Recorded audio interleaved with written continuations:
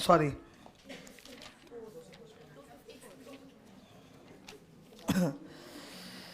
$255, 255,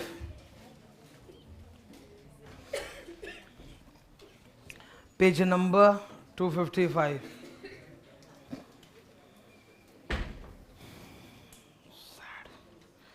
section 415।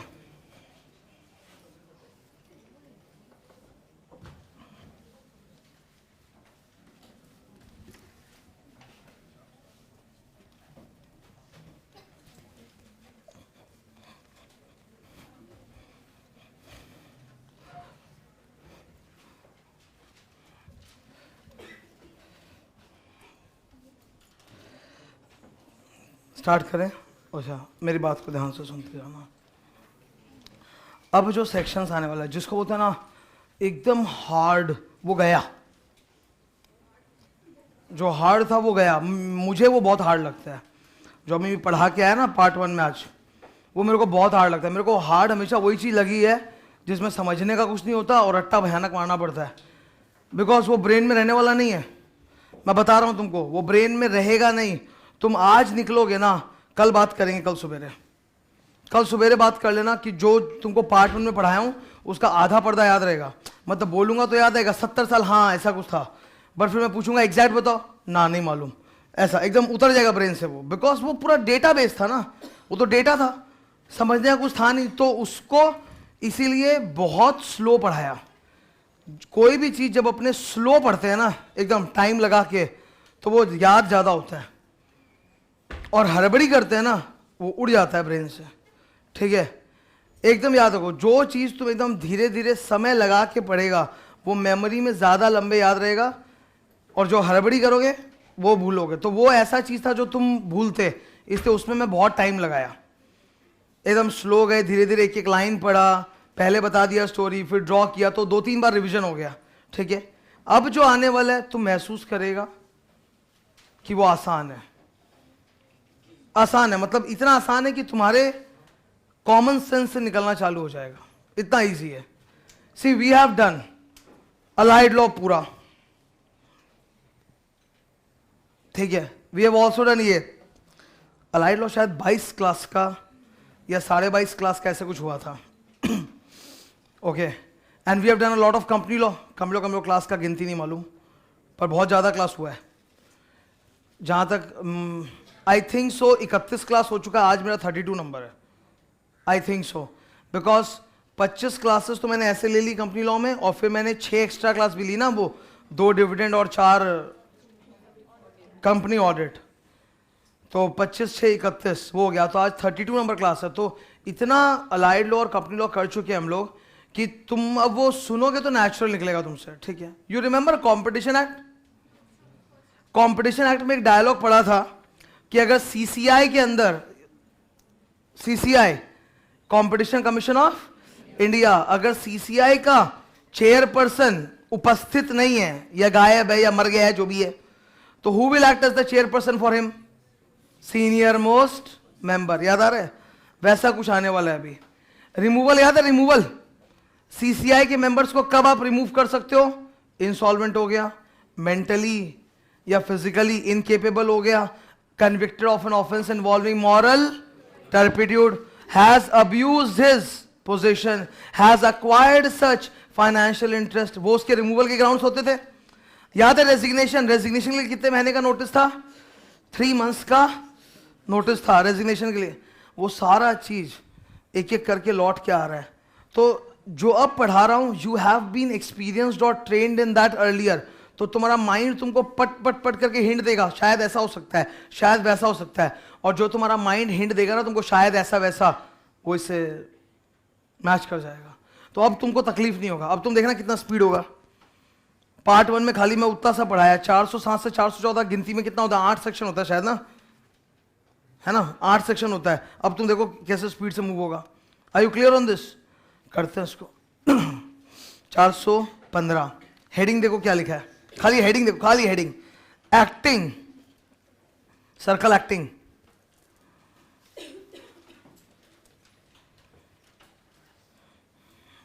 Acting president और chairperson, ठीक है। अच्छा, प्रेसिडेंट और चेयरपर्सन पीसी। प्रेसिडेंट किसका होता है? ट्राइब्यूनल, हाँ वही ट्राइब्यूनल। और ये चेयरपर्सन किसका होता है? एपलेट ट्राइब्यूनल, नेकलेट का, एपलेट ट्राइब्यूनल का, ठीक है। एक्टिंग का मतलब क्या है? एक्टिंग का मतलब है कि ये आदमी जो है ना, ये आदमी जो है, he is not the PC but he is acting PC. He is not the PC but he is acting PC. For example, जैसे ये रफ वर्क है, इसको कॉपी करने दिखाना नहीं है। ये है हम लोग का ट्राइब्यूनल। तो ट्राइब्यूनल के अंदर this man is the president, and then you have got lot of that judicial member,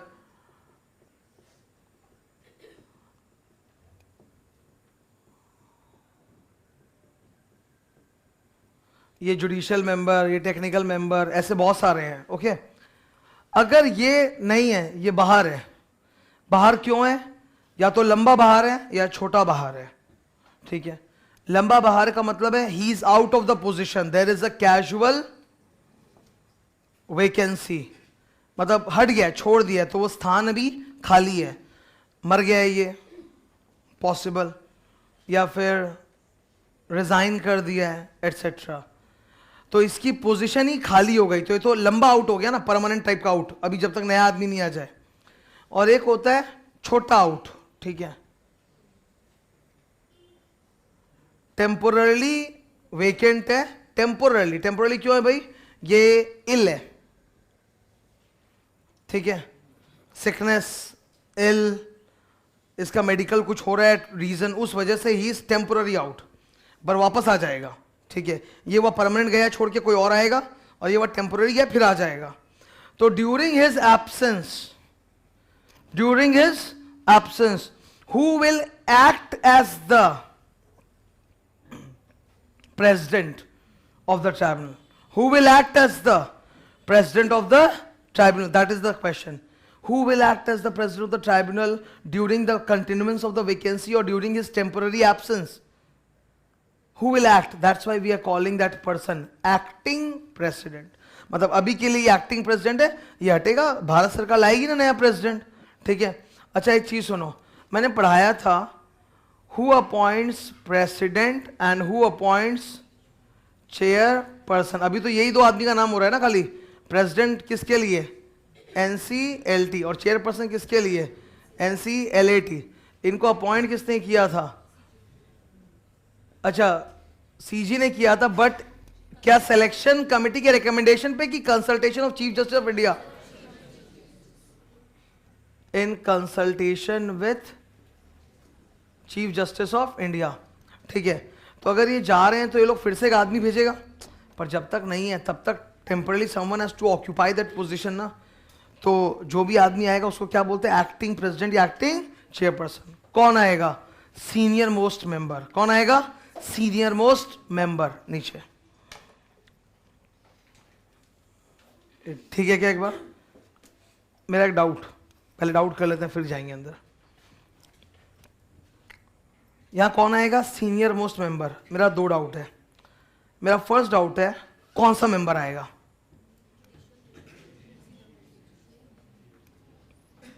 मैंने एरो दोनों तो बनाया है, जेएम से ही बनाया है, टीएम से ही बनाया है। मेरा क्वेश्चन है कौन सा आएगा? वहां पढ़ के बताओ। अरे अंदर पढ़ के बताओ,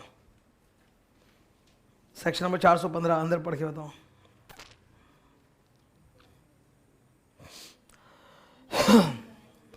वही तो, क्या लिखा हुआ? Senior most member. कुछ बोला क्या कि मेंबर कौन सा वाला? पर हम लोग जानते हैं, वहां कुछ नहीं बोला तो क्या हुआ? हम लोग जानते हैं, हम लोगों ने 407 का डेफिनेशन पढ़ा था। डेफिनेशन के अंदर पढ़ा था judicial member includes president and chairperson. मतलब ये लोग किस टाइप के होते हैं? जेएम टाइप के होते हैं ना। तो मोस्ट लाइकली वो आदमी कहां से निकलेगा? जेएम से निकलेगा। ऑल्दो सेक्शन में नहीं लिखा। अब देख लो, ये सब चीजों को बोलते हैं इंटरप्रिटेशन। इसी को तो इंटरप्रिटेशन बोलते हैं ना। वहां तो तुम बोल दिया any senior most member, you have not specified which type of member, but it's open for interpretation. तो हम लोग जानते हैं कि आज शुरू से ही पढ़ा डेफिनेशन के हिसाब से कि जो प्रेसिडेंट और चेयरपर्सन होता है वो जेएम बंदा होता है, वो टीएम नहीं होता, वो जेएम होता है।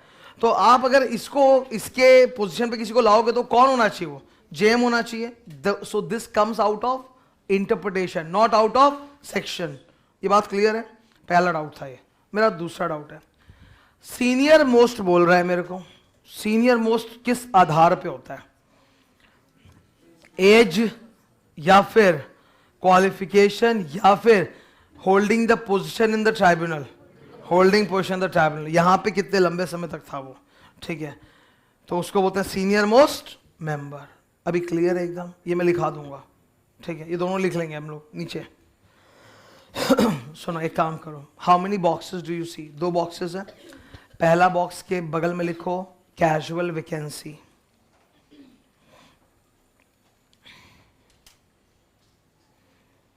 कैजुअल वैकेंसी मतलब छोड़ दिया ना, छोड़ दिया, या तो भगवान उठा लिया या खुद रिजाइन कर दिया, पर छोड़ दिया ना, दैट्स कैजुअल वैकेंसी।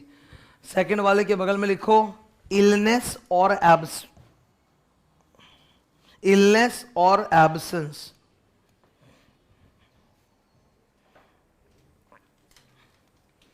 इलनेस और एब्सेंस, ठीक है भाई। पहले वाले में he is like permanent out of his position, दूसरे वाले में टेम्पोररी आ जाएगा वापस, उल्टा है तो। दोनों ही केस में जवाब क्या है? Senior most member. अब अंदर पढ़ें क्या? पढ़ते हैं। In the event of occurrence of any vacancy in the office of the president or chairperson by reason of, underline करो, death, resignation, otherwise, the senior most, circle करो, senior most member,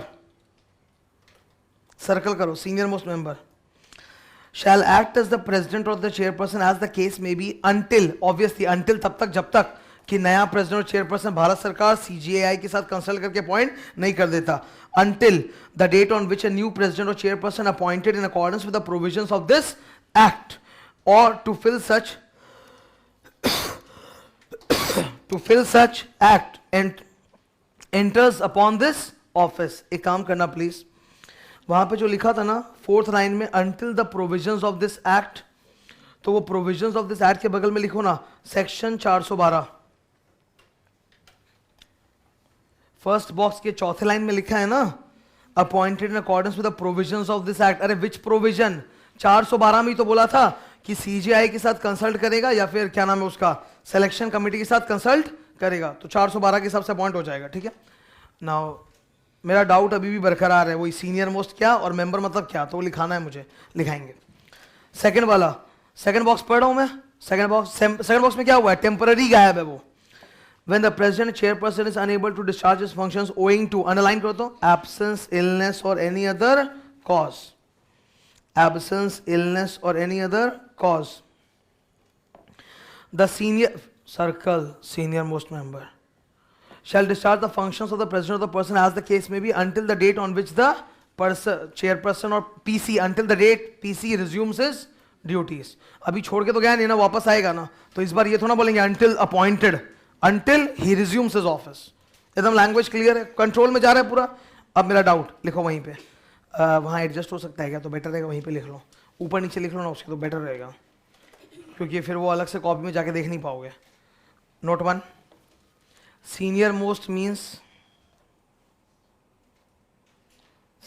means holding longest position, senior most means holding longest position in NCLT/NCLAT।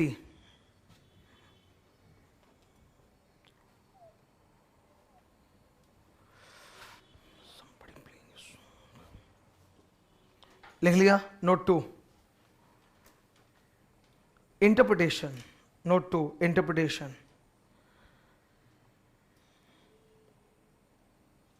Dash, combined reading of section 407, combined reading of section 407 and 415,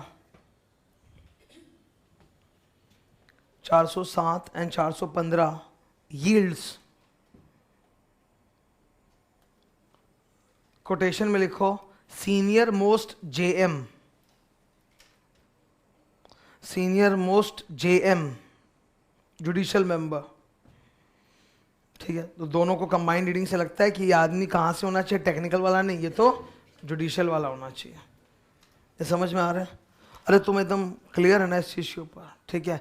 मैं सच बोल रहा हूँ, इतनी बारीकी से जो ये चैप्टर पढ़ाया जा रहा है ना एनसीईआरटी नेक्लैट, ये सिर्फ मैं 1 साल पढ़ाने वाला हूँ, 2017 दिस वन। आज हम लोग ये भी बिगिनिंग चल रहा है, आज 1st 2nd 3rd फेब ऐसा कुछ होगा, 3rd फेब 2017 होगा आज, ठीक है। तो इसी साल बस इतना डेप्थ में हो रहा है, इसके बाद इतना डेप्थ में जाने का इसका कोई नौबत ही नहीं आएगा, because it's a procedural topic, it's not a conceptual something. अभी क्या इससे आ सकता है ना, तो पता नहीं वो लोग कहाँ से क्या उखाड़ के पूछ देंगे, बोलेंगे वो गायब था तो सीनियर मोस्ट में कौन आएगा, जेएम आएगा कि टीएम आएगा। अब वहाँ पे एग्जाम में क्या बोलूँ, क्योंकि 415 में तो खाली मेंबर बोल के छोड़ दिया है, तो मैं बोलूँगा combined reading this and this, ठीक है। I am not deducting anything, I am adding something. मैं एग्जाम में लिख रहा हूं कि देखिए 415 के हिसाब से तो मेंबर होना चाहिए, परंतु 407 की कंबाइंड रीडिंग से पता चलता है कि ये आदमी जुडिशियल मेंबर होना चाहिए, hence senior most judicial member होना चाहिए। तो मैं तो पूरा एक्सप्लेन करके लिख रहा हूं ना, तो मेरा मार्क्स काटेगा कहां से? I am adding something, I am not reducing anything out of the original. Clear? नीचे 416 रेजिग्नेशन, बगल में लिखो ना 3 months नोटिस। रेजिग्नेशन पे ना आज तक सीए फाइनल में क्वेश्चन नहीं आया, आईपीसीसी में एक बार आया हुआ है, ठीक है। मैं जब जब रेजिग्नेशन टॉपिक पढ़ाता हूँ ये बात याद दिलाते रहता हूँ। आईपीसीसी में तुमको मालूम है एक एक्ट था अपने सिलेबस में, employees provident fund and miscellaneous provisions act 1952, वो प्रोविडेंट फंड वाला, ठीक है। मतलब अमूमन बोल रहा हूँ कि तीनों लेबर लॉ में सबसे गंदा जो एक आईपीसीसी के स्टूडेंट को लगता है वो प्रोविडेंट फंड होता है, ठीक है। ग्रेचुइटी बोनस फिर भी इजी लगता है, ग्रेचुइटी तो इजी लगना ही है ना, वो टैक्स में आ जाता है, 15/26 आता है, मतलब पूरा एक्ट आता है, वो एक फीलिंग रहता है। और बोनस एक्ट भी ठीक है, 8.33 से 20% में ऑसिलेट कर रहा है।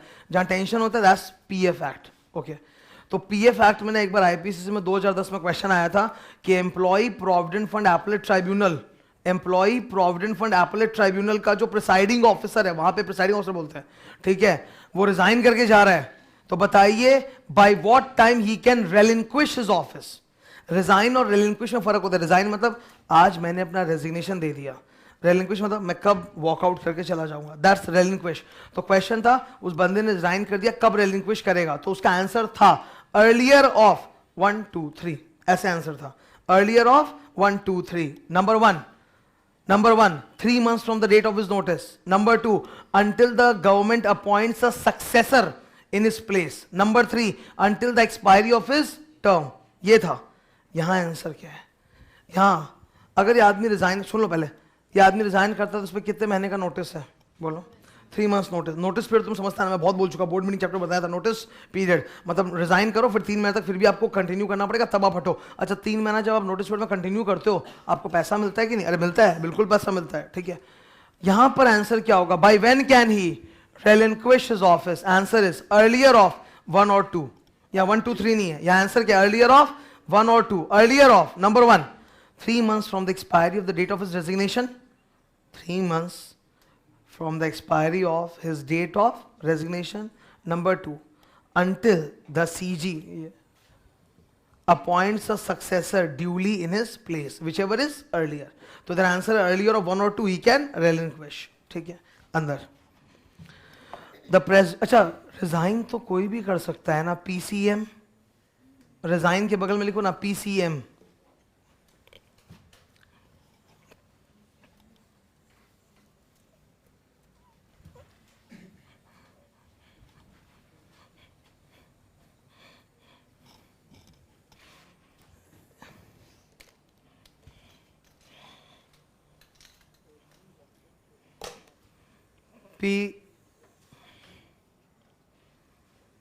PCM, P मतलब प्रेसिडेंट ऑफ ट्राइब्यूनल, C मतलब चेयरपर्सन ऑफ नेक्लैट, और M मतलब any kind of member of this और दैट। ये रिजाइन कर रहा है, ठीक है। मैं कोशिश करो वहीं पे अगर आसपास फिट कर सको तो।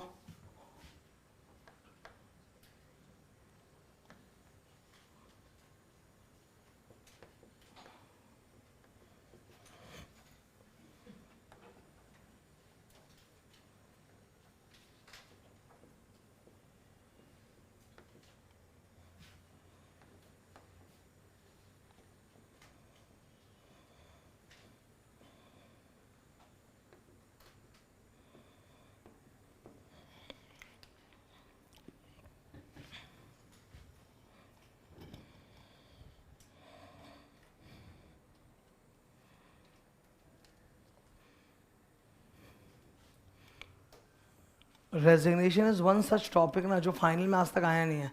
इसलिए क्या होता है कि कोई भी स्टूडेंट जब पढ़ता है तो इसको इज्जत नहीं देता, चाहे वो कंपनी लॉ चाहे अलाइड लॉ। लेकिन मैंने देखा है, बता रहा हूँ, 2010 के आईपीसी में आया हुआ है रेजिग्नेशन पे क्वेश्चन। अब इंटर वालों से पूछ सकता है तो हम लोग तो फाइनल में हैं, क्यों नहीं पूछ सकता। इसे रेजिग्नेशन को भी अच्छे से पढ़ना चाहिए। तुम पूरा एनसीएलटी का चैप्टर पढ़ के चला गया, रेजिग्नेशन को तुम इज्जत नहीं दिया, वही आ गया एग्जाम में 4 मार्क्स के लिए। तो पता है क्या होगा जब 4 मार्क्स के लिए एग्जाम में आएगा ना, तुम लोग सबको ही मैं बोल रहा हूँ कि मान लो मैं नहीं पढ़ाया होता तुमको तो तुम एग्जाम में लिखता 3 मंथ्स नोटिस, ठीक है, 1 मार्क मिल जाता तुमको। लेकिन ये सब कुछ नहीं आता उस वक्त तुम्हारे दिमाग में, बस 4 में से 1। ये तभी दिमाग में आएगा जो ढंग से उसको पढ़ के जाएगा कि रेलिंक्विश कब तक करता है। Because when you are talking about resignation you must also talk about relinquish. मतलब अब मैं बाय बाय बोल के जा रहा हूं तो रेलिंक्विश वो कब तक कर सकते हैं, अर्लियर ऑफ 1 और 2। अच्छा, अर्लियर ऑफ की लेटर ऑफ, कॉमन सेंस लगा के अर्लियर ऑफ की लेटर ऑफ, अर्लियर होना चाहिए। क्यों? सोचो कि मैंने आज रेजिग्नेशन दिया, अब कायदे से मुझे 3 महीने बाद जाना है, लेकिन मैंने अपना रेजिग्नेशन किसको जमा दिया, भारत सरकार को। मुझे अपॉइंट किसने किया था, सेंट्रल गवर्नमेंट। तो रेजिग्नेशन नोटिस किसको दूंगा, सेंट्रल गवर्नमेंट। मेरे को जाना चाहिए था 3 महीने में, लेकिन 1 महीने के अंदर ही उन्होंने चीफ जस्टिस ऑफ इंडिया से या सिलेक्शन कमेटी से बात करके मेरे को अपॉइंट एक दूसरा आदमी ले आया। तो विल आई कंटिन्यू जबरदस्ती और विल आई लीव? तो it has to be earlier of, night can not be later of. अंदर 416 द प्रेसिडेंट चेयरपर्सन और any member may by in notice in writing under his hand. Under his hand, hand का मतलब होता है signature. कहीं भी law में अगर आए अंडर हिज हैंड, उसका मतलब होता है signature. Address to the central government, resign from his office. तो रेजिग्नेशन किसको सुपुर्द करने वाले हो, CG. Provided that the president chairperson member shall continue to hold office until the expiry of 3 months from the date of receipt of such notice by the government और until a person duly appointed as his successor enters upon his office और अरे 1 2 3 है, shit, एक 3 भी है तो ditto EPF निकला। until expiry of his term। Third point भी है, अब तो डिट्टो ईपीएफ हो गया। मतलब until this or this or this, until the expiry of his term whichever is earlier। now ये जो थर्ड पॉइंट है ना, ये हमेशा अजीब होता है। अगर मेरा टर्म अभी समाप्ति होने वाला है, जैसे सोचो एक बंदे को आपने अपॉइंट किया है पीसीएम की तरह, कितने साल के लिए किया, 5 साल के लिए किया है, ठीक है, इट्स लाइक दिस। तो अभी उसका 1 2 3 4 हो चुका, वो यहाँ पे कहीं है और तुम बोल रहे हो until the expiry of his term. तो इतना क्या आग लगा है, समाई क्या है, वो टर्म खत्म होने वाला तब बढ़ जाना, तब रिजाइन क्यों करेगा। जिस आदमी का टर्म अभी समाप्त होने वाला है, why will he put his resignation. पर ये लिखा हुआ है ईपीएफ में भी ये डायलॉग है, until the expiry of his term. तो यहाँ पे भी वो डायलॉग कंटिन्यू है, ठीक है, तो same as EPF, until the expiry of the term of his office whichever is earlier. Next 417 removal. अच्छा, रिमूवल वाली टॉपिक जब पढ़ते हैं ना तो 2 चीज पे फोकस करना है, बगल में लिखो ग्राउंड्स एंड प्रोटोकॉल। जब भी रिमूवल पढ़ो ये टॉपिक 2 बातों पे ध्यान दो, ग्राउंड्स एंड प्रोटोकॉल। ग्राउंड्स मतलब किन किन कारणों की वजह से आपको हटाया जा सकता है, एंड प्रोटोकॉल मतलब हटाने का स्टाइल क्या होगा। मैं ड्रॉ कर रहा हूं।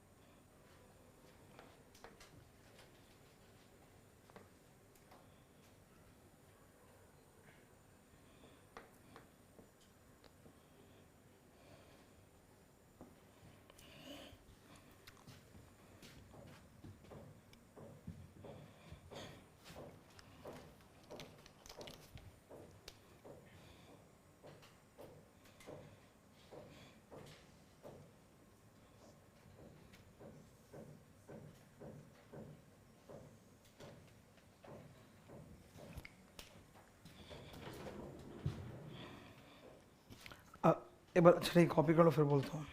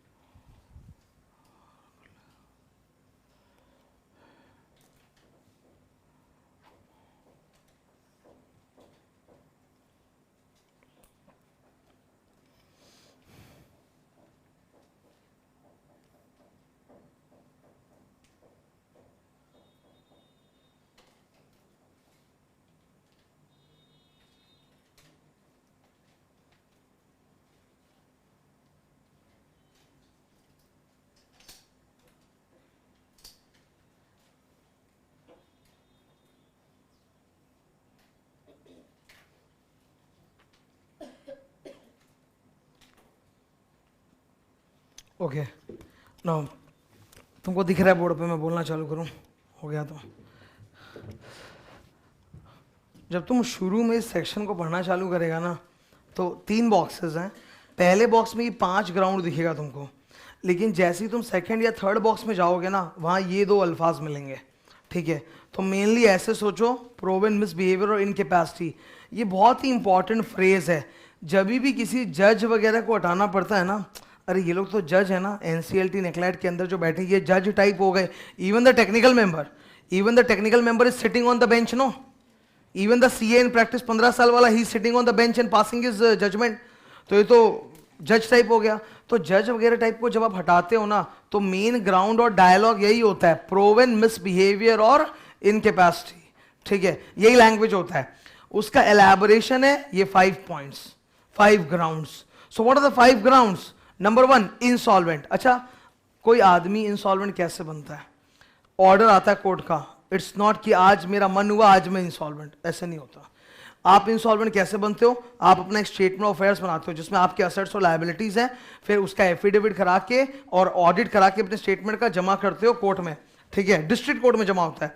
फिर कोर्ट में जमा होने के बाद कोर्ट पूरा तहकीकात करके फिर तुमको इंसॉल्वेंट घोषित करता है। तुम्हारे ऊपर एक ऑफिशियल रिसीवर या ऑफिशियल असाइन अपॉइंट करता है जो तुम्हारे सारे एसेट्स को बेच के तुम्हारे लायबिलिटीज को पे ऑफ करेगा। Then you become properly saying insolvent. तो इंसॉल्वेंट ऐसा नहीं कि आज मेरा मन हुआ तो मैं insolvent, it's passed by court. तो अगर वो बंदा इंसॉल्वेंट ही डिक्लेयर हो गया तो पक्का किसी कोर्ट ने बोला है, तो आपको मामला इधर रेफर करने की जरूरत नहीं है, स्ट्रेट अवे रिमूव कर सकता है सेंट्रल गवर्नमेंट। यहां के बाद सीधा ये, ठीक है, यहां के बाद सीधा ये। लेकिन अगर ये 4 मामले हैं तब फिर प्रोटोकॉल फॉलो करना पड़ेगा। क्या है 4 मामला? He has been convicted of an offence involving moral turpitude. तो यहां पे भी तो कोर्ट ने कन्विक्ट कर दिया, फिर क्यों? तो यहां कोर्ट ने कन्विक्ट किया है फॉर सम स्मॉल ऑफेंस। तो अब देखा जाएगा ना कि वेदर ही कैन कंटिन्यू और ही कैन नॉट कंटिन्यू। छोटा मोटा ऑफेंस के लिए कन्विक्ट हुआ है, जैसे सोचो वो जो जज है, मैं जस्ट एग्जांपल दे रहा हूं, जस्ट एग्जांपल, शॉप लिफ्टिंग के केस में पकड़ा गया, वो मॉल में गया था, कुछ उठा लिया, डाल लिया, चल पड़ा। बड़ा बड़ा चौका होता है ना उनके वास्ते, तो उसको तो मिल गया ना जो सजा मिलना था, बात खत्म हो गया, छोटा सा। तो उसमें सुप्रीम कोर्ट उसको रोकेगा नहीं, कंटिन्यू करने दे सकता है। तो यहाँ पे प्रोटोकॉल फॉलो करना है। इनकेपेसिटी कैसा है चेक करना पड़ेगा, physical, mental, what type of incapacity are you talking about.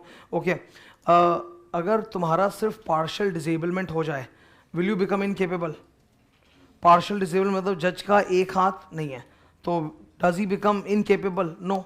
वो गैवल बजाने के लिए एक हाथ तो काफी है ना, ठीक है। तो इनकेपेसिटी, या फिर ये चौथा पांचवा तो फेमस है ना, बहुत बोल चुका हूं इसके बारे में, acquired such financial interest. Acquired financial interest का मतलब ये क्या? घूस और अदर इंटरेस्ट। या फिर पांचवा, has abused his position. Matter refer to supreme court. Who will refer the matter to supreme court? CG निकालना किसको? सीजी को। तो CG will refer the matter to supreme court. Supreme court में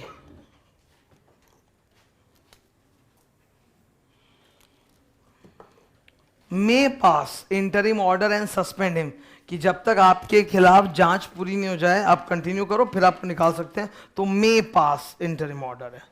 फिर एक हियरिंग तो होना ही चाहिए, अपॉर्चुनिटी ऑफ बीइंग हर्ड। मैं चीज़ बताता हूँ, सुनो ध्यान से।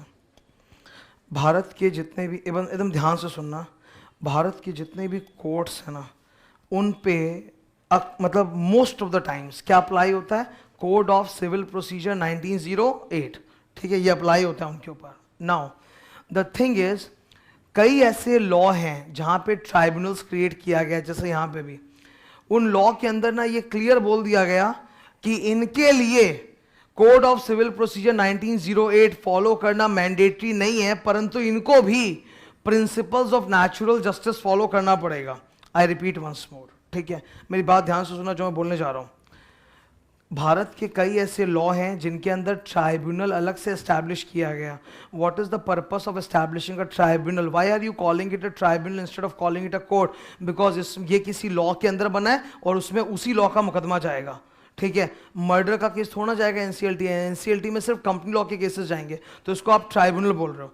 तो अब कई बार ऐसा होता है ना कि कानून के अंदर बोल दिया जाता है कि जो ट्राइब्यूनल है इसके लिए कोड ऑफ सिविल प्रोसीजर 1908 का प्रोसीडिंग का जो तरीका है वो फॉलो करना जरूरी नहीं है, but obviously they will also be guided by principles of natural justice, ऐसा लिखा हुआ रहता है।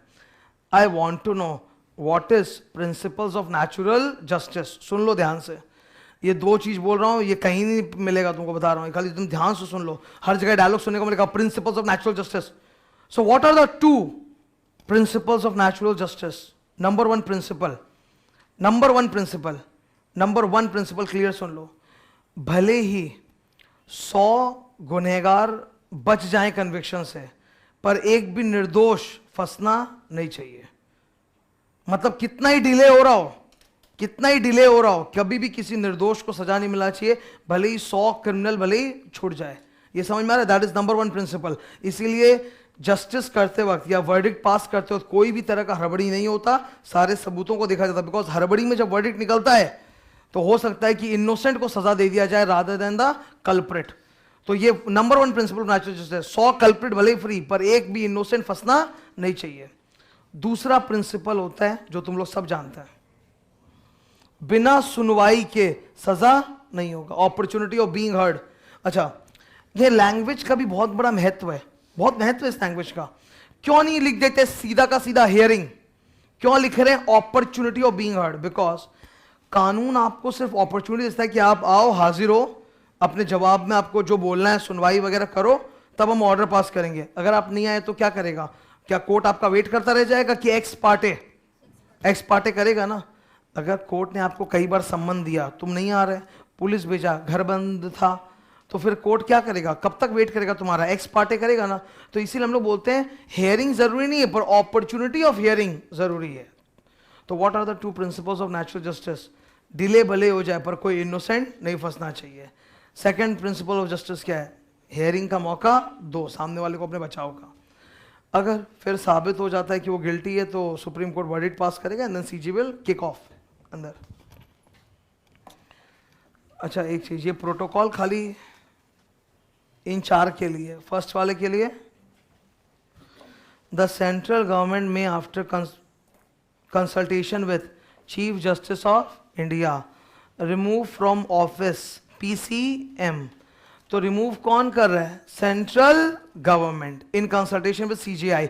अपॉइंट भी तो वैसे ही हुआ था, ठीक है, तो रिमूव कर सकता है। अच्छा, ग्राउंड्स क्या क्या है? Number A underline insolvent, number B moral turpitude, number C physically और मेंटली इनकेपेबल, मिला सबको। Number D acquired such financial और other interest, number E, number D मिल गया, number E abuse his position, ठीक है। अब देखो प्रोविजो दिख रहा है, प्रोविजो के अंदर ध्यान से देखो कौन से ग्राउंड्स में प्रोटोकॉल जरूरी है। B2E पढ़ो, प्रोवाइडेड दिख रहा है सबको, प्रोवाइडेड दैट द पीसीएम बोल रहा हूं, ठीक है, president chairperson member shall not be removed on any of the grounds specified in B2E without giving him a reasonable opportunity of being heard। Bracket में लिखो follow protocol of supreme court, follow protocol of supreme court. मेरा बोलने का मतलब है कि मामला आप सुप्रीम कोर्ट को रेफर करो, वो जैसा करेगा वगैरह वगैरह। एक बात सोचो, आप स्ट्रेट अवे सुप्रीम कोर्ट के पास जा रहे हो, बिकॉज ये लोग तो जज टाइप के बंदे हैं ना, ये कोई ऐरा गैरा आदमी है क्या कि हाई कोर्ट में हो जाए? इसमें जो बैठा होगा हो सकता है वो खुद सुप्रीम कोर्ट का जज रह चुका है। तुमको तो पढ़ा होगा तुम, who is the chairperson of ये नेक्लेट, सुप्रीम कोर्ट का जज या फिर चीफ जस्टिस ऑफ, तो उसका सुनवाई क्या नीचे लेवल का जज करेगा क्या कि बड़े लेवल का करेगा? इनफैक्ट जब हम लोग अलाइड लॉ के अंदर कॉम्पिटिशन एक्ट पढ़े थे तो वहां पे भी सीसीआई के मेंबर्स में जब ये वाला 2 बुलेट था ना, ये वाला 2 बुलेट, तो सुनवाई कहां हो रहा था? सुप्रीम कोर्ट का रास्ता था।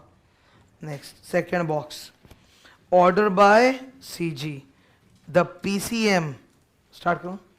The PCM shall not be removed from his office except by an order made by the central government on the ground of, underline, proved misbehavior or incapacity। तो ये फेमस ग्राउंड होता है इनको हटाने का, प्रोवन मिसबिहेवियर और incapacity. अच्छा, misbehaviour means what? ये सब अब अपना मन मत घुसाओ। मिसबिहेवियर मतलब किसी से लड़ाई कर लिया था, झगड़ा कर लिया था, तो अच्छा आदमी नहीं है, सॉरी नहीं बोला, थैंक यू नहीं बोला, प्लीज नहीं बोला। यहां मिसबिहेवियर मतलब ये सब है। This is misbehaviour, abusing your position. Corruption is misbehaviour, ठीक है। Convicted of an shoplifting, that's a misbehaviour. Moral turpitude के लिए आप कन्विक्ट हो गए, दैट्स मिसबिहेवियर। सो मिसबिहेवियर का प्लीज बकवास मतलब मत सोचो। मिसबिहेवियर और इनकैपेसिटी मतलब ये 5 ग्राउंड। देखो इनकैपेसिटी तो इसमें आई है, ये इनकैपेसिटी, ये इनकैपेसिटी, बाकी सब मिसबिहेवियर। अच्छा, this insolvency is not misbehaviour. Insolvency is generally a result of misfortune, not misbehaviour. Are you clear? ठीक है, तो मिसबिहेवियर मतलब ये और ये नीचे। Made in on and after, underline, after an inquiry made by the judge of Supreme Court। मतलब आपको ऐसे ही हटा देगा सेंट्रल गवर्नमेंट की इंक्वायरी होगा सुप्रीम कोर्ट का, इंक्वायरी होगा सुप्रीम कोर्ट का। आफ्टर इंक्वायरी मेड बाय जज of the supreme court in which PCM has been informed of the charges against him and has been given an opportunity of being heard. तो मामला supreme court में जाएगा, वहां पे inquiry के बाद किया जाएगा। अच्छा, जब तक इंक्वायरी पेंडिंग चल रही है तब तक सुप्रीम कोर्ट आपको सस्पेंड कर सकता है ना, कि ठीक है जब तक इंक्वायरी खत्म नहीं होता तब तक आप और एनसीएलटी के अंदर या नेक्लेट के अंदर नहीं बैठोगे, कोई भी केस अब आप और नहीं सुनोगे जब तक इंक्वायरी पूरा नहीं हो जाता। वो थर्ड है। थर्ड बॉक्स क्या लिखा है लेफ्ट साइड में पढ़ो, सस्पेंशन फ्रॉम ऑफिस, जब तक इंक्वायरी पूरा नहीं हो जाता। अंदर the CG may with the concurrence of the chief justice of India suspend from office the PCM in respect of whom reference has been made to. तो अगेन ये suspension के लिए भी कौन ऑर्डर दे रहा है? In respect of whom reference has been made to the जज of the supreme court under subsection 2 until the CG has passed orders on receipt of the report of the judge of the Supreme Court। तो supreme court यहां पे सारा action ले रहा है, फिर उसको सीजी फॉलो कर रहा है। नेक्स्ट चौथा box, power to make rules. इनको हटाने का, रिमूव करने के लिए सेंट्रल गवर्नमेंट में मेक रूल्स। नीचे the CG after consultation with supreme court make rules to regulate the procedure for inquiry on the ground of, फिर से मिसबिहेवियर और इनकेपेसिटी। नेक्स्ट 418 मैंने टिक नहीं कराया होगा, देखो एक बार जाकर, मैंने टिक नहीं कराया होगा शायद, क्योंकि औकात नहीं इसका। हेडिंग पढ़ो तुम, इसमें कुछ पढ़ाने के लिए नहीं है, मतलब मैं बोर्ड भी नहीं यूज कर सकता, ऐसा है। Staff of tribunal and appellate tribunal. सुनो, ट्राइब्यूनल में कौन होता है? PJM-TM। नेक्लेट में कौन होता है? CJM-TM। इनके नीचे बहुत सारा स्टाफ रहेगा कि नहीं? तो बोलता है central government in consultation with these people will appoint as many staff, recruit as many staff as required. ठीक है, ओके। ये जितने भी स्टाफ रिक्रूट किए जाएंगे इनकी तनख्वाह तो सेंट्रल गवर्नमेंट ही देगा। इन स्टाफ का काम कौन बताएगा? ये लोग। इन स्टाफ का मतलब सुपरविजन, सुपरिंटेंडेंस, कंट्रोल कौन करेगा? ये लोग। ये स्टाफ क्या काम करेगा? जो ये बताएगा वही काम करेगा। ठीक है, ये लिखा है नीचे, पढ़ो एक बार। ये क्लियर है क्या? अच्छा, एक चीज है, स्टाफ का अपॉइंटमेंट कौन कर रहा है? ये लोग खुद कर रहे हैं कि सीजी? अच्छा, इस बार भी सीजी क्या चीफ जस्टिस ऑफ इंडिया से कंसल्ट करके पियोन अपॉइंट करेगा क्या? नहीं, इस बार कंसल्ट इन लोग से ही होगा कि बोलो तुमको कितना स्टाफ चाहिए, किस टाइप का स्टाफ चाहिए, और ये लोग बताएंगे, फिर सीजी अपॉइंट करेगा। तो इन लोग से पूछ के ही हो रहा है। The CG shall in consultation with, underline, in consultation with. तो इन कंसल्टेशन विद क्या लिखा है? चीफ जस्टिस लिखा है क्या? ना, ये तो स्टाफ हो रहा है ना भाई। In consultation with the tribunal NCLAT provide the tribunal neglect as the case may be with such officers and other employees as may be necessary। For the exercise of powers and discharge of their function. तो इनसे पूछ के इनके लिए जितना staff चाहिए उतना staff appoint कर देगा। सेकेंड, डिस्चार्ज ऑफ फंक्शंस, ये स्टाफ का फंक्शंस कौन बताएगा? यही पीसीएम, प्रेसिडेंट, चेयरपर्सन, मेंबर्स। ये स्टाफ किसके सुपरिंटेंडेंस और कंट्रोल में काम करेगा? पीसीएम। नीचे, the officer and employees of the ट्रैवल and NCLAT shall discharge their functions, underline करो, under the general superintendence and control of, लिख दो पीसीएम, ऑफ लिख दो पीसीएम, उसमें लंबा करके लिखा हुआ होगा, ऑफ द प्रेसिडेंट और एज इन द केस में भी चेयरपर्सन और एनी अदर मेंबर। उतना लंबा क्या है, सीधा बोलो ना पीसीएम। तो पीसीएम के सुपरिंटेंडेंस कंट्रोल में लोग काम करेंगे। थर्ड, सैलरी एंड अलाउंसेस, जैसा सेंट्रल गवर्नमेंट प्रिस्क्राइब करेगी वैसा सैलरी। हम लोग तो यहाँ पे पीसीएम का सैलरी नहीं पढ़े, स्टाफ का सैलरी कौन पढ़ेगा बैठ के, ठीक है, कि कितना सैलरी देगा। तो लोअर लेवल का स्केल का काम है, you don't have to learn the salaries. 418 extremely unimportant, 419 very important, 419 very important. अब आ गया बेंच।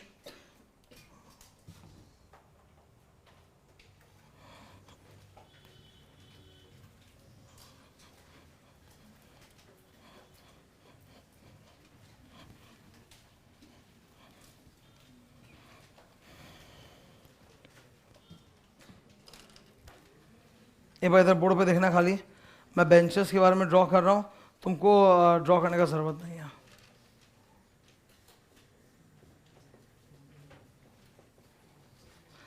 अच्छा, एनसीएलटी एक है कि अनेक है? अनेक है, ठीक है, बहुत सारे स्टेट्स में एनसीएलटी है, ठीक है। जो प्रिसाइडिंग बेंच है, प्रिंसिपल बेंच, मेन बेंच, ठीक है, the principal bench of NCLT कहां लोकेटेड होगा? न्यू दिल्ली। जो एनसीएलटी का प्रेसिडेंट होता है वो कहां बैठेगा? प्रिंसिपल बेंच में, न्यू दिल्ली में। इसके अलावा you have got lot of NCLTs, ठीक है।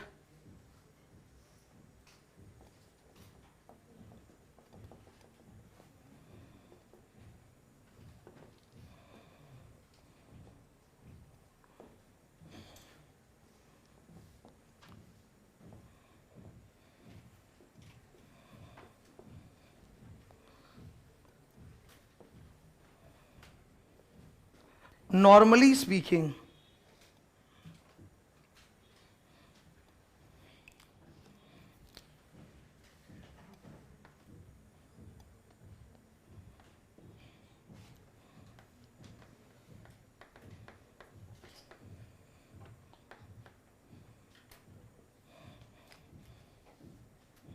खाली बस ऑब्जर्व करना है, you don't have to draw, सब लिखा हुआ है, ठीक है। यूजुअल सिनेरियो क्या होगा, स्पेसिफिक क्लास ऑफ केसेस में क्या होगा, एंड देन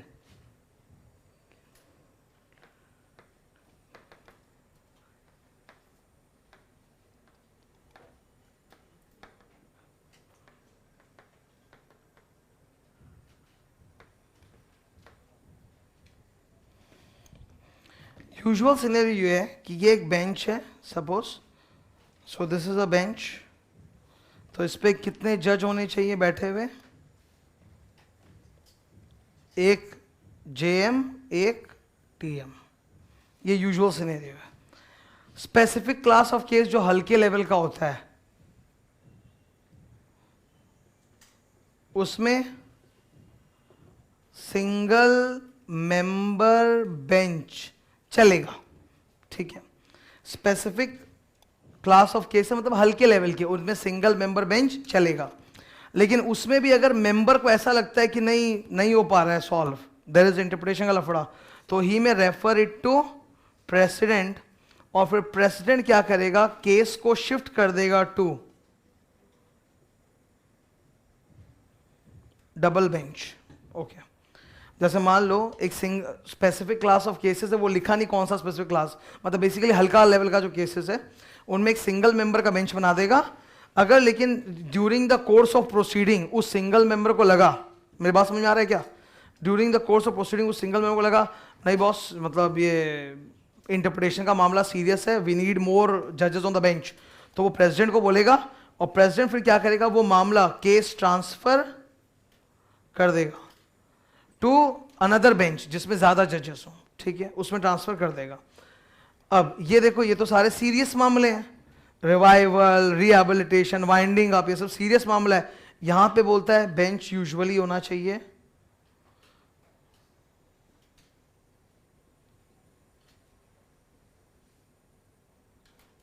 खुला रखा है मैंने, इसका मतलब और भी हो सकता है। यहां नियम यह है कि greater than equal to 3 members होने चाहिए बेंच में, एंड सेकेंड मेजॉरिटी जेएम होना चाहिए। ओके, इधर देखो एक बार प्लीज नोट करो ना, रुको ना, इधर ये देखो बेंच खुला है ना, खुला मतलब और भी हो सकता है।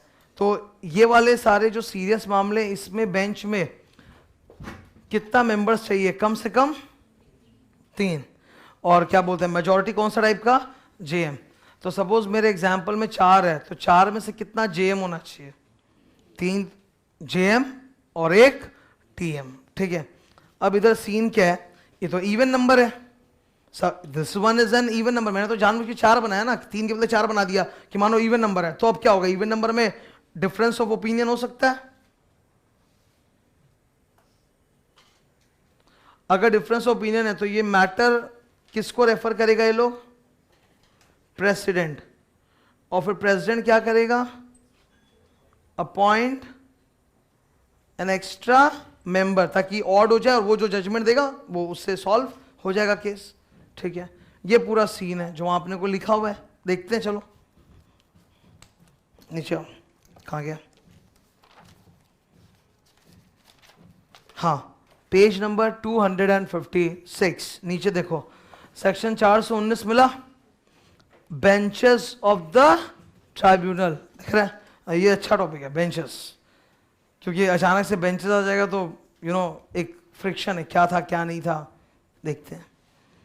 नंबर ऑफ बेंचेस, मैं स्टार्ट करूं, ओके।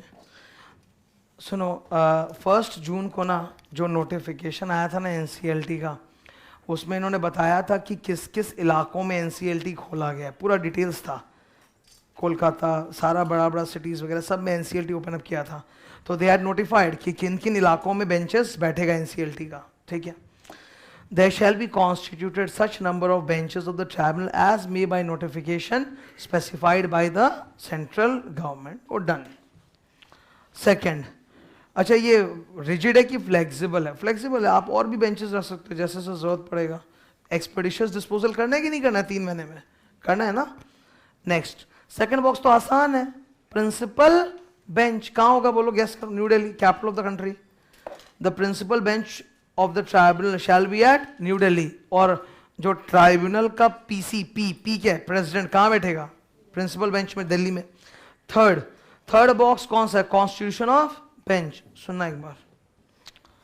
थर्ड बॉक्स जो है ना उसमें ये 2 ज्ञान मिलने वाला है, पहले ये ज्ञान मिलेगा और फिर उसमें प्रोविजो डाला हुआ है, प्रोविजो में ये मिलेगा, ठीक है। Third box, the powers of the tribunal shall be exercisable by benches consisting of 2 members, out of whom one shall be judicial member and the other shall be technical member। तो ये रहा usual scenario. अब देखो क्या चालू हो गया, proviso दिख रहा है, प्रोविजो में इसके बारे में बोला है कि स्पेसिफाइड क्लास ऑफ केसेस के लिए सिंगल मेंबर बेंच भी अलाउ हो सकता है। पढ़ो, प्रोवाइडेड दैट, अच्छा इस प्रोविजो के ऊपर लिखो ना single member bench,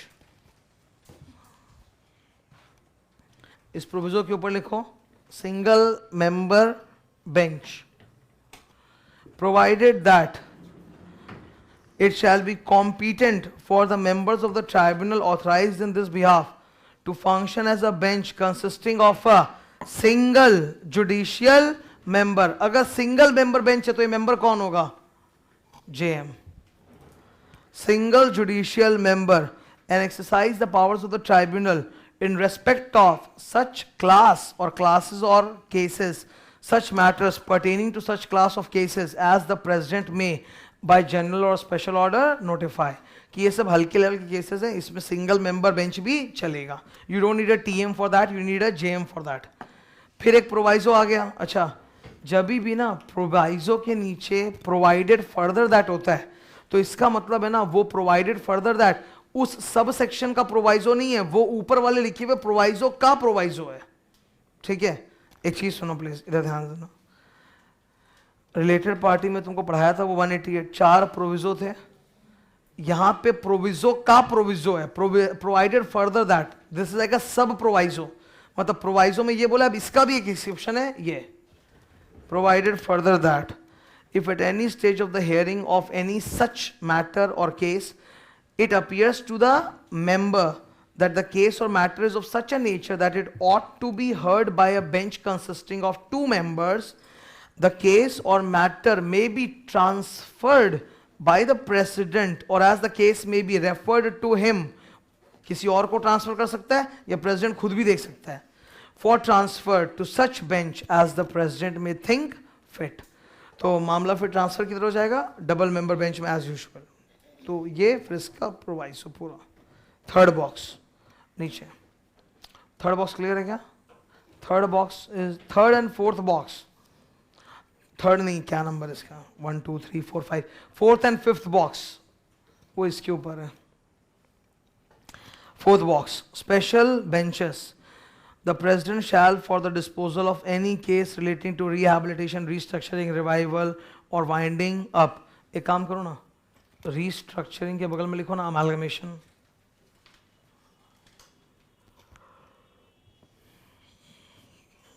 Amalgamation, you know, is a kind of restructuring.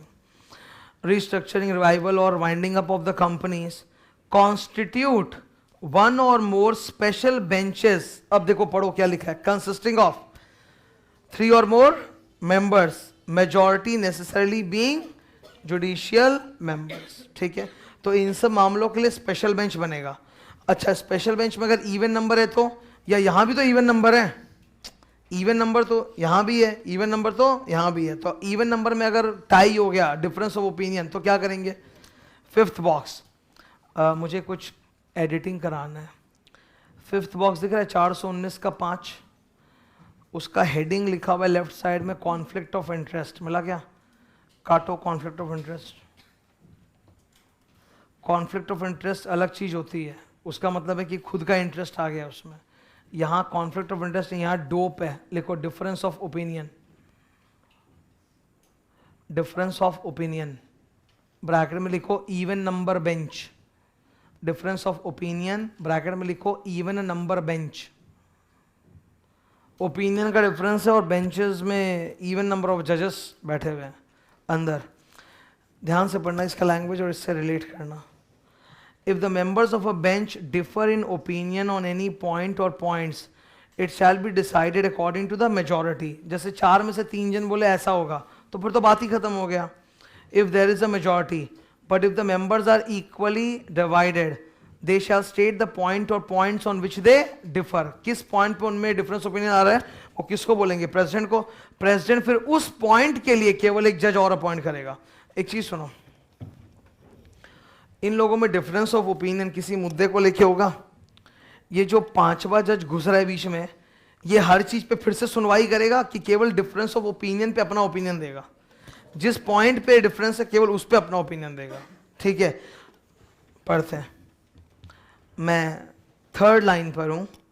They shall state the point और points on which they differ and the case shall be referred by the president for hearing on such point और points by one और more of the other members of the tribunal and such point और points shall be decided according to the opinion of the majority who have heard the case including those who first heard it।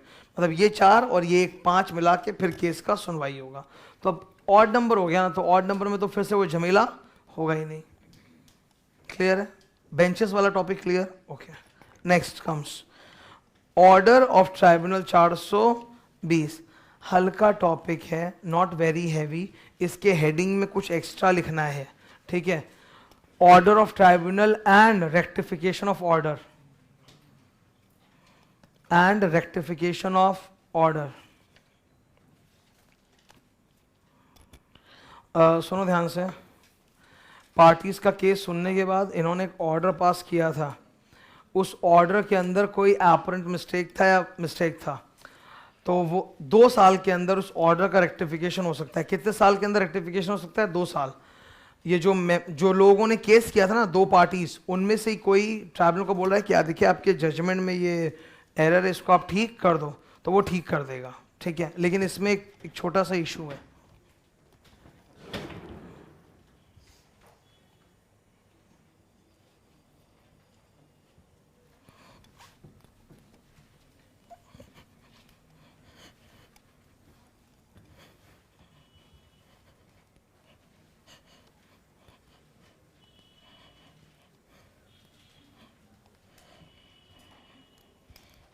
ये भाई इधर देखो please, 2 लोग हैं, उनमें आपस में केस चल रहा है।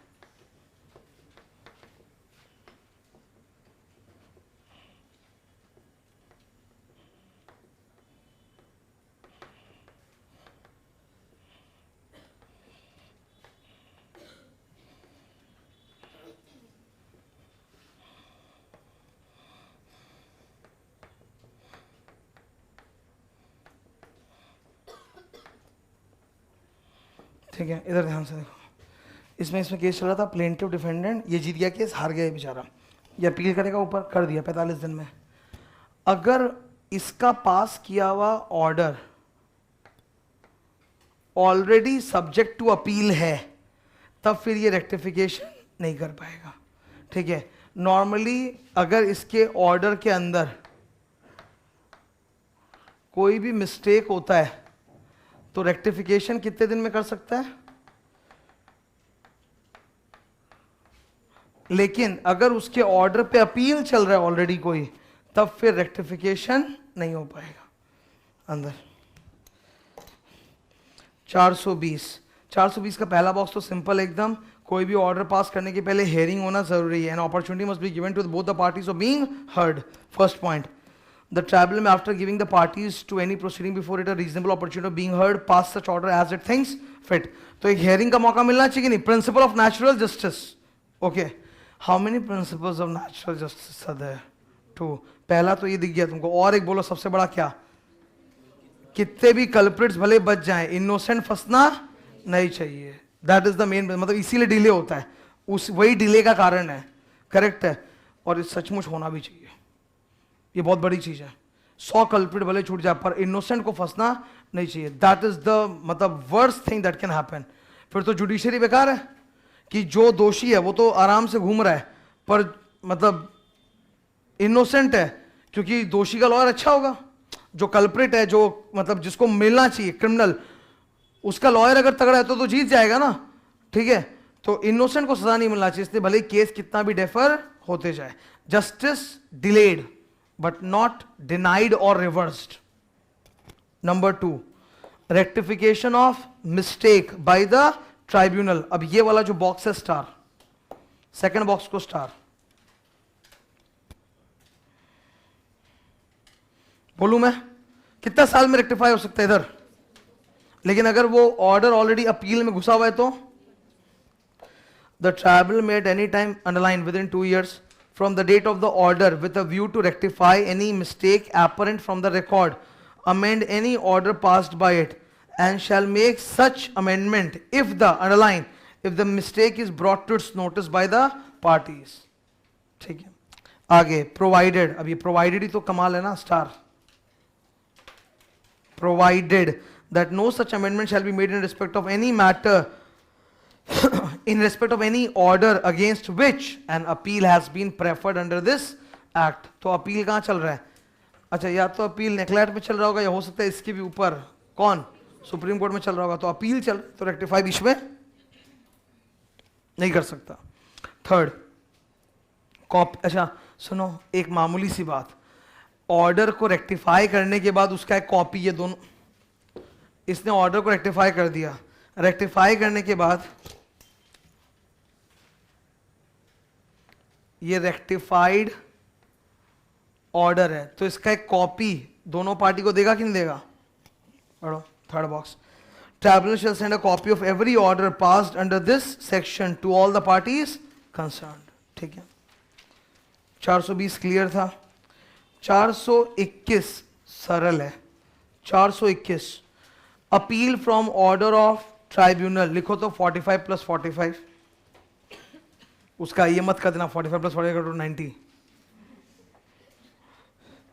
What is the time limit of appeal, बोलो 45। अगर आपसे लेट हुआ तो सफिशिएंट कॉज बीइंग शोन पे 45 दिन का और एक्स्ट्रा टाइम मिल जाएगा।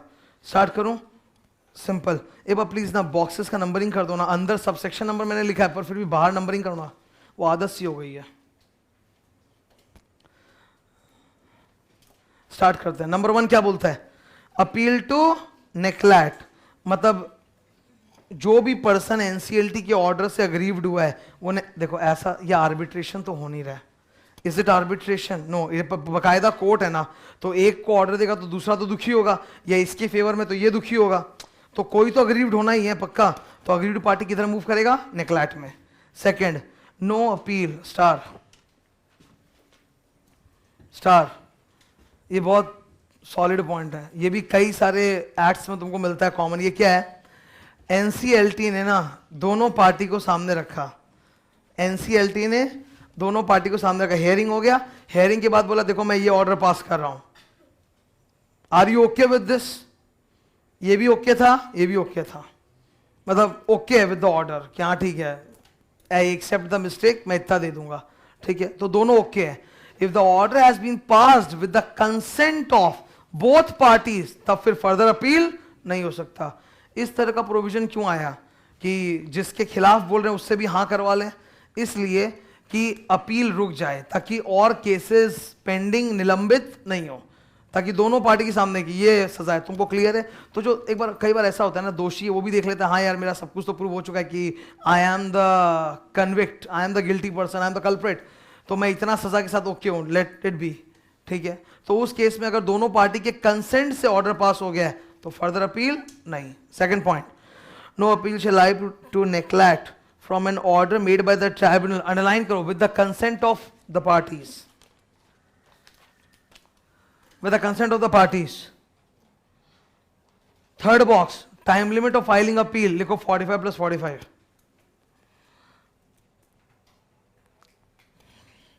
अच्छा, इसके अंदर दो पैराग्राफ है ना, पहले पैराग्राफ में बोला है 45 दिन में करो, दूसरे में बोला है 45 खत्म होने के बाद और एक्स्ट्रा 45 मिलेगा on sufficient cause being shown, ये फेमस डायलॉग है इनका।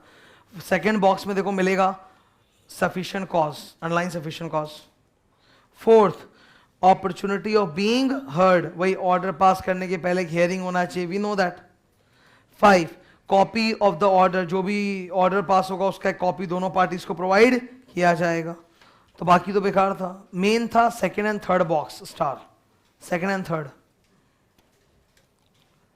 नेक्स्ट 422, अब ये क्या है, एक्सपेडिशियस डिस्पोजल ऑफ केसेस, जल्दी से सल्टाओ, कितने में सल्टाओ, 3 मंथ्स, लिखो 3 months plus 90 days.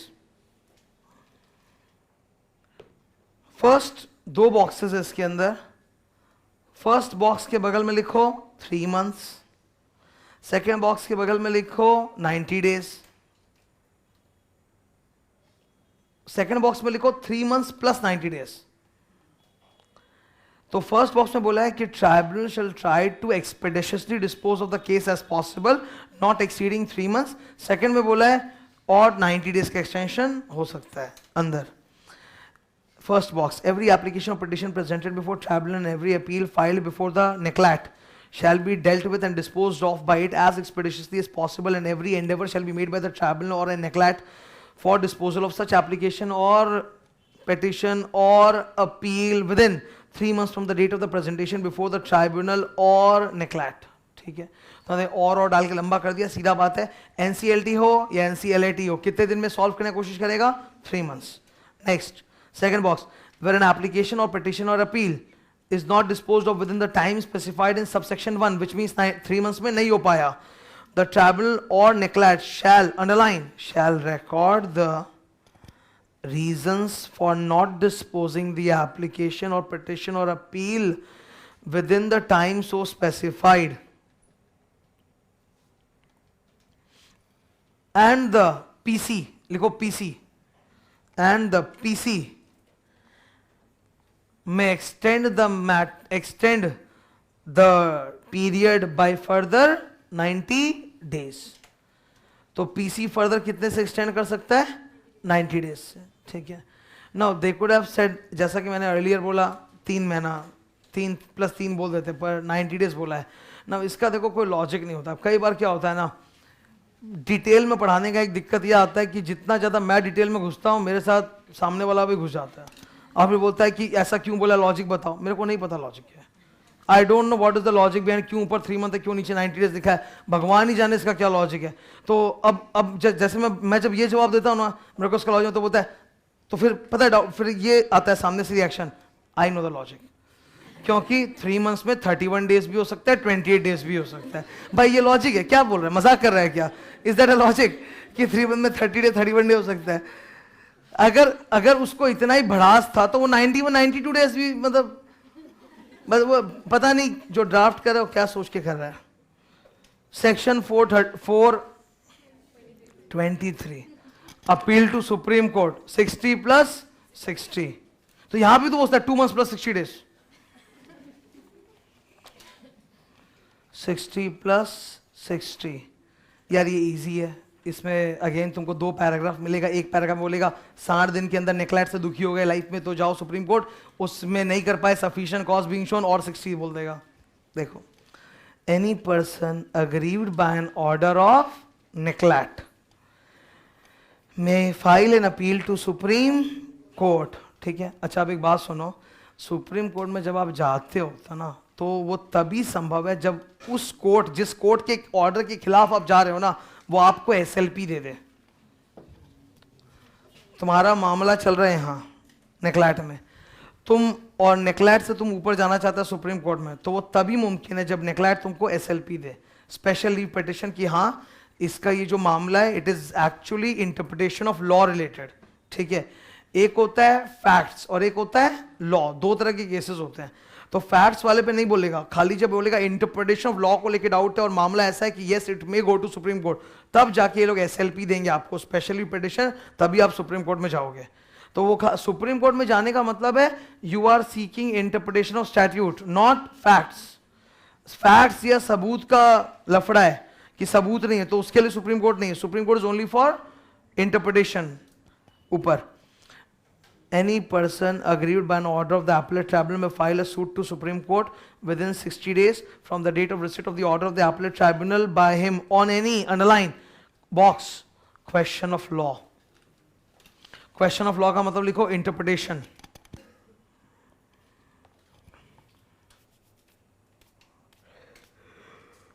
Provided that, और प्रोविजो में वही होगा कि सफिशिएंट कॉज दिखाओगे, लेट हो गया तो 60 के ऊपर भी अलाउ हो जाएगा।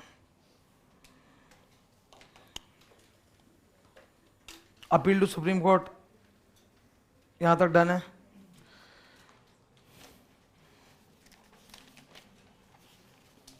कुछ थोड़ा सा बचा हुआ, ज्यादा नहीं है, पर वो थोड़ा सा भी काफी है। नेक्स्ट डे ये खत्म करूंगा और नया स्टार्ट करूंगा।